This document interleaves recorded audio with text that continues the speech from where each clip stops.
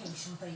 Aplinkos ministerija plastikinių maišelių mokesčių pritarė, tačiau siūlo neskubėti. Reikia galbūt po truputėlį labai, reiškiasi, ir finansinį suinteresuotumą daryti, kuo galima mažiau naudoti plastikinių maišelių, bet jeigu mes neturėsim alternatyvos, tai ką dabar vėl viską į laikraščius įmesti? Plastikinius maišelius apmokestinusi Danija jų sunaudojimą sumažino iki 4 maišelių žmogui per metus.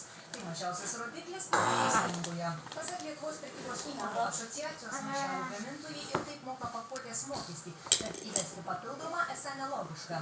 Anot asociacijos vadovo Lauryno Birimo geriausia priemonė žmonių švietimas ir skatinimas plastikinius maišelius naudoti pakartotinai. Tų pačių pasižiūrėjimas yra dėdės sovietos kartoninės, kurios gali popierinės pasimti, susidėti pirkiniams ir plastikiniai maišeliai su suyrančiais tais vadinamais priedais, taip pat yra ir popierinių, ir medžiaginių. Iš tiesų alternatyvų tikrai yra, tiesiog visiems reikėtų apsispręsti, kur yra